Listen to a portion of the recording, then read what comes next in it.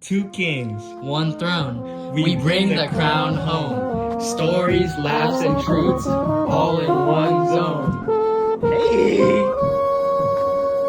Generational expectations can weigh on us, shaping the paths we take and the choices we make. This was an idea by Trevor Noah, which he expanded on in his book, Born a Crime. In his novel, he demonstrates how generations evolve. Their expectations reveal how families grow, change, and redefine success. Good morning, ladies and lads and lasses. Today on the Two Kings podcast, we have King Carson, and here with me I have a special guest. Hi, my name is Ritvik, and a quick little introduction about me is that I'm a sophomore at EVHS, and I'm a second-generation immigrant. And currently, I'm facing troubles with holding up expectations of past generations, including my parents and my grandparents. Okay, Ritvik, getting right into it. How do you think, your parents' generational expectations have weighed down on you and maybe, changed your experiences in your adolescence and childhood? I mean, since childhood, I've always been having some sort of expectation on me from my parents, whether it be finishing my plate, doing my chores, and most people think this is normal, but when I started growing up, it became a lot more apparent that I had more, I'd say, intense restrictions and expectations placed on me than most other people that I know. And some examples of these are I have to maintain A's, I have to enroll in as many activities as I should, and honestly, just having a bit of free time feels guilty. I feel guilty having free time. And a lot of this is because, as I mentioned earlier, I am a second generation immigrant.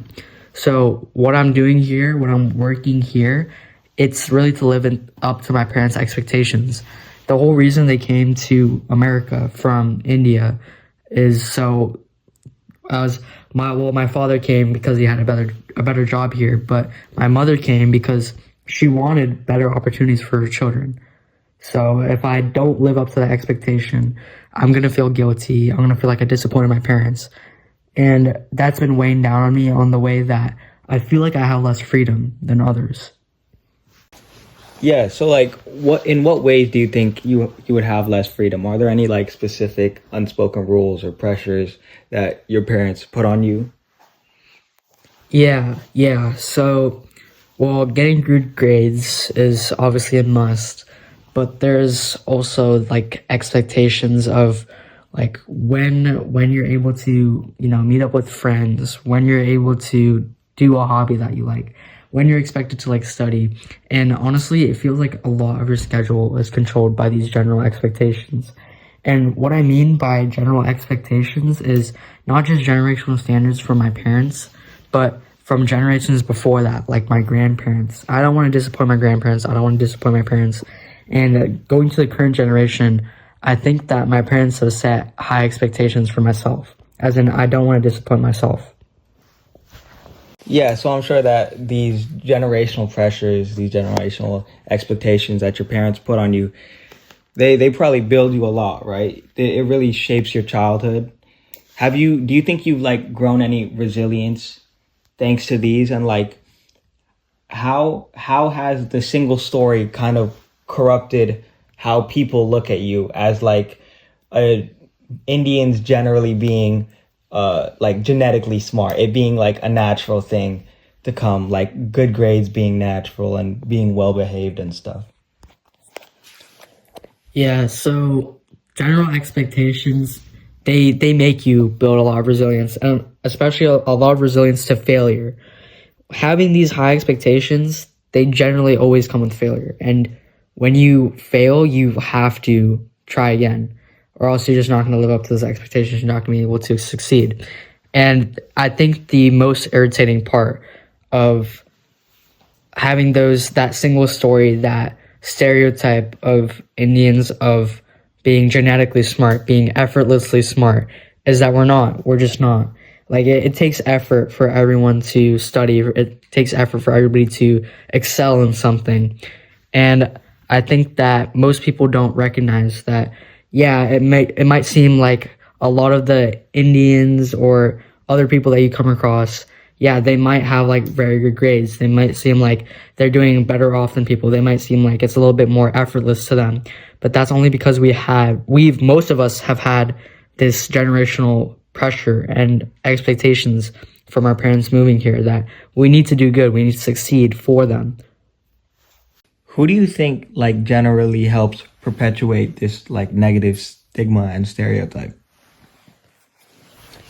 I know it can be a lot of groups, but one important one is social media. And the people who post these types of stereotypes and single-sided stories, they often exaggerate the sides, and it's it's disappointing because a lot of people just conjoin with the same opinion and they don't really question it and research deeper. And beyond that, in media and like entertainment, TV shows, movies, it's often depicted where like Indian people, Indian kids, they have really strict parents and they like have a lot of general expectations placed on them. And while this may be true for some, it's not universally true. So I feel like there's a bit of misrepresentation around there, but yeah. Yeah, so a lot of groups really contribute to this negative stereotype of Indians being generally smart, and it really like it discounts the effort, the work you put in to like maintain your grades and stuff, all the programs you do to like get all the knowledge that you have. So, like, how do you think we can help end the cycle of these stereotypes, this stigma? So I think it's important to talk about that there's a lot of Indian families who don't fit this stereotype. Indian families where parents are like adaptable, they're relaxed, and they're supportive. And we know that there's a lot of social media representation where this isn't true, but you can always go against that. You can always educate other people.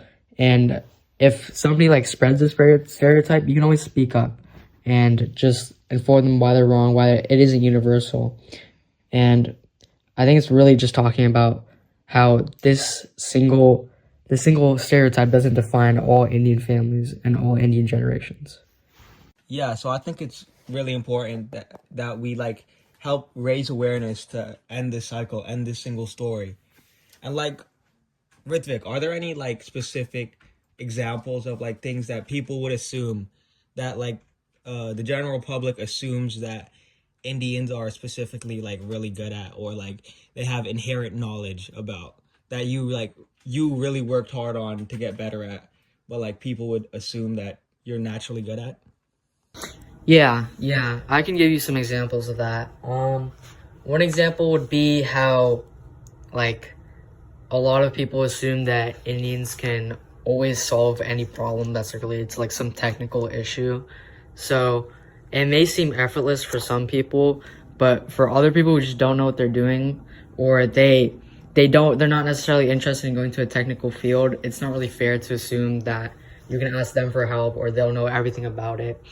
And kind of going deeper into that, I think that something that's generalized among a lot of Indians is that they always want to go into computer science, a technical field, or something to do with engineering.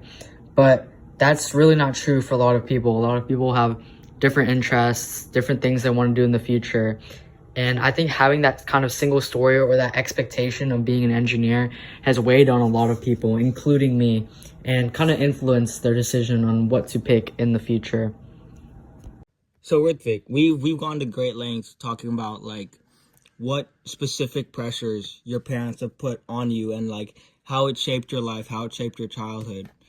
But like, well, why do you think your parents have done this? Like, what inspired this kind of mindset of how they want to raise their children? Yeah, so I think that one big way that influenced the way my parents wanted to educate and kind of raise their children was how they were treated in their childhood. So in India, they really did not have a lot of resources available to them. They grew up not knowing what a lot of basic necessities were expected to be given to them. And it was honestly hard for them just to live a day-to-day life without having to make some compromises somewhere. So coming here and having to raise us, they kind of made some assumptions because it was their first time being in America. It's their first time being new here. They didn't really know how to adjust and adapt. But to be honest, my older brother, he faced a lot of those difficulties of having to deal with my parents being in this new place, having to adapt. And when it came to me, obviously there were some things that they now knew how to do. They now knew how to be more efficient and how to maybe raise and educate a child better while supporting themselves in America. But one thing that always stuck and that my grandparents taught my parents was that education is number one, and being able to connect back to your roots, like your culture, that's number one. Like family, education, culture will always be number one. So what my parents did is they made sure like I learned all the customs, I learned the religion, and probably the top thing is they enrolled me in a Sunday school where I learned our language, and it's called Tamil, and it's considered one of the most difficult languages out there with 216 letters and really specific circumstances that are required to speak, write, and listen to this language. So I'd say that learning Tamil was really an integral part of my life, and that kind of shaped that. It kind of encapsulates how my parents raised me and my brother. It's really all about connecting back to roots, traditions, and always knowing that education is on top. Wait, yeah, I think your parents' story is starting to sound a lot like Patricia Noah's story. And Trevor Noah writes about it in his book Born a Crime, especially in chapter 5 where he really starts to like expand on Patricia Noah's like childhood. And he talks about how when she started to live with her aunt, Patricia Noah, she did learn English through a white pastor. And even when she came back to live with her grandparents, she enrolled in a secretarial course so that she could like get a white collar job, and so that she could bring a little bit more money back to her family. And she was always like seeking a higher education.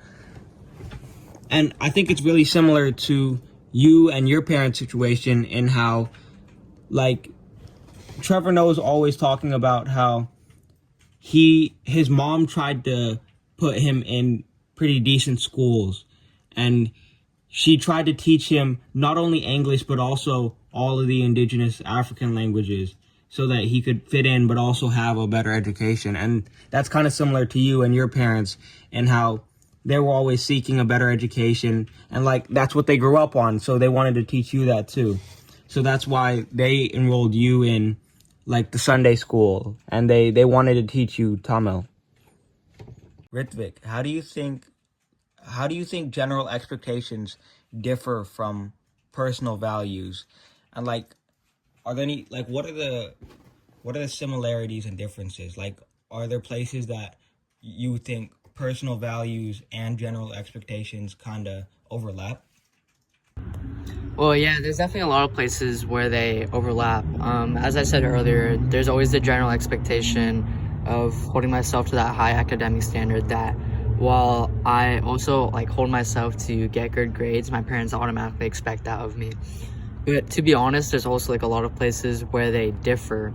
For example, my parents, they expect me to basically only go out with my friends like once in a blue moon, but I'm honestly much more of a social person than that. So I can't hold up to that expectation. That expectation is not realistic for me.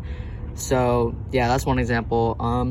Another example of maybe how they're similar is how much my parents expect me to appreciate my culture and my education. As I said earlier, education is always number one for them, and so is culture. So I'm expected to go to every single cultural religious event, like going to temples, praying, and like Indian holidays like Diwali. I'm always expected to come and make time for that, if I have something else to do. Thank you so much for sharing with us, Ritvik. And I think it's really important that you allow this podcast to be like an outlet for you to really talk about you and your story, and for this podcast to be a way to like help break this cycle of the single story or a one-sided story being told and the general public only believing that one side. I think it's really important that you feel free enough to talk about this podcast, and that we as viewers and listeners really try to help raise awareness and break this cycle. Thank you for speaking. Now we can move on to some final words.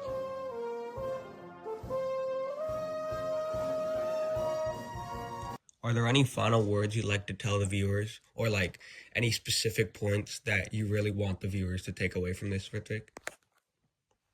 Yeah, if there's one thing I want the viewers to kind of take away from and reflect from this episode of the podcast, is that people with general expectations from their parents or maybe their grandparents, they aren't always the same. It's really not fair to assume that just because one popular stereotype or one person you know has these traits or characteristics, like being super stressed out, having all these pressures on them, it doesn't mean like every single person under this category falls under the same theme. So I guess some ways you could also combat this would also be maybe speaking up if you hear somebody misrepresenting people in these groups, and not just in generational expectations of any stereotyped group and of any single story. And we should all really try as a community to have a little bit more empathy for people. And yeah, I guess just practice speaking up. Thank you, Carson. Yeah, absolutely. I'd like to agree. Like, raising awareness is one of the best ways we can help eliminate this single story. And thank you so much, Ritvik, for coming on this podcast and really speaking your mind, enlightening us, clarifying the different misconceptions that we may have had about you and other second-generation immigrants or Indians. Thank you so much. Thank you, Ritvik. Thank you, all the viewers, for coming out here and listening. And good night.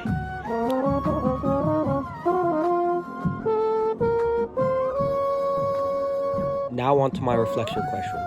First, how does hearing your interviewee's story affect you? I think it affects me in many ways, but in particular, it really helps me like better understand and empathize with not only Ritvik, but also other second-generation immigrants who may have also went through similar circumstance and experience to what Ritvik had. And it also allows me to help raise awareness, and I can be the change I want to see in the world and help eliminate the single story and raise awareness to others who may have these misconceptions. Second, how does listening change your understanding compared to reading about the event? I think listening versus reading, having Ritvik come on this podcast, it allows me to be a lot more interactive and ask more clarifying questions and get a more personal understanding of Ritvik's life and his experience. And it allows me to better empathize with Ritvik, because Ritvik being in the same room and coming on the podcast makes it more of a tangible thing, and he can be more relatable to me. And him being a student, him being very similar to me and probably other EVHS students, it allows us to better empathize and be more personal and interactive with Ritvik and his story. Lastly, how does the story connect to themes in Mouse, El Norte, and Born a Crime? I think this is a very nuanced question because there are multiple themes I could point towards that connect these three stories and Ritvik's story, but I think especially one of the most prevalent ones in all of these stories is like misconceptions about immigration and immigrants.